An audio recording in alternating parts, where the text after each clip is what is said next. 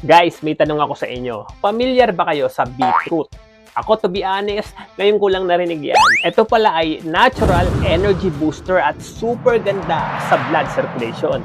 Kaya kung lagi kang pagod, lutang, at wala sa kondisyon, naku baka makatulong sa'yo to. Lalong-lalo na nasa gummy form na siya. Ang beetroot gummies with L-citrulline ng Nature's Key. Alam na, meron itong beetroot extract para sa heart health at syempre, stamina. Plus, may L-citrulline pa na perfect para sa muscle recovery at performance. Lalong-lalo na sa mga active at laging pagod.